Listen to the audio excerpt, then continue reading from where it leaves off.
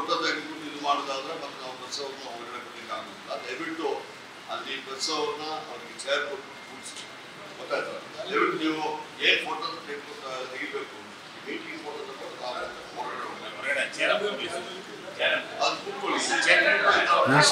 ನೋಡಿ, ಎರಡು type reporters ಇದ್ದೀರ. ಒಬ್ಬರು ಕೇಳಿ, ಫೋಟೋ ತೆಗೆಯೋರು ಯಾವಾಗಲೂ ಯಾವ್ದಾದ್ರು ಫಂಕ್ಷನ್ ಇದ್ರೆ ಫೋಟೋ ತೆಗೆದು ಹೊರಗಡೆ ಹೋಗ್ಬೇಕು. ನೀವು ರಿಪೋರ್ಟ್ ಮಾಡೋರ್ನ ರಿಪೋರ್ಟ್ ಮಾಡೋ ಕೇಳಿ, ಅವ್ರು ರಿಪೋರ್ಟ್ ಮಾಡುವವ್ರನ್ನ ನೀವು ಅಲ್ಲಿ ಕೂತ್ಕೊಂಡು ಇದು ಮಾಡ್ತೀವಿ.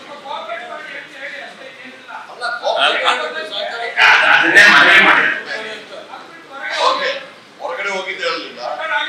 ಈಗ ಹೇಳಿ, ಅವರು ಫೋಟೋಗ್ರಾಫರು ಎಲ್ಲಾ ಫಂಕ್ಷನ್ ಅಲ್ಲಿ ಸಮೇತ ನಮಗೆ ಪ್ಲಸ್ ಫೋಟೋಗ್ರಾಫರ್ ಇರ್ತಾರೆ, ಟಿವಿಯವರು ಇರ್ತಾರೆ. ಆದ್ರೆ ಅವರು ತೆಗೆದುಕೊಂಡು ನಾನು ಹೇಳಿ ಕಾಪರೇಟ್ ಮಾಡಿ ನಿಮಗೆ ಅಲೋ ಮಾಡಿದ್ವಿ ನಾವು, ಆಯ್ತಾ? ಬಟ್ ನೀವು ಈ ಕಡೆ ಮುಂದುಗಡೆ ನಿಂತುಬಿಟ್ಟು ಫೋಟೋ ತಗೊಂಡು ಪ್ರತಿಯೊಂದಕ್ಕೂ ಫೋಟೋ ತಗೊಂಡ್ರೆ ಏನ್ ಮಾಡ್ಲಿಕ್ಕೆ ಆಗ್ತದೆ? ಏನು ಏನ್ ಮಾತಾಡಿದ್ರೆ ತಗೊಳ್ಳಿ, ನಮ್ಗೇನು ಅಭ್ಯಂತರ ಇಲ್ಲ.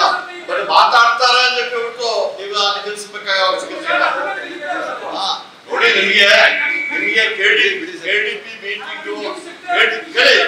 ಕೆಡಿಪಿ ಮೀಟಿಂಗ್ ಆಗಿ ಮಾಡ್ತಾ ಇದೀವಿ. ಇಲ್ಲೇ ಸಮಸ್ಯೆಗಳ ವಿಚಾರ ಚರ್ಚೆ ಮಾಡಿ ಆಯ್ತಾ? ನಿಮಗೆ ನಾನೇನ್ ಕೇಳಿ, ನೀವೇನ್ ತಿಳ್ಕೊಂಡಿದ್ದೀರಾ? ಬರೀ ಅವರು ಟಿ ರವಿ ಅವರು ಮಾತಾಡಿದ್ರ ಫೋಟೋ ತೆಗಿಲಿಕ್ಕೆ ಪರ್ಮನೆಂಟ್ ಆಗಿ ನಿಲ್ಲಿಸ್ಬೇಕ? ನಾನು ಅಲ್ಲ, ಪರ್ಮನೆಂಟ್ ಆಗಿ ಅವ್ರು ಮಾಡೋದಲ್ಲ. ನೋಡಿ, ಅವ್ರು ಹೋಗಿ ಅಲ್ಲಿ ಕೂತ್ಕೊಂಡು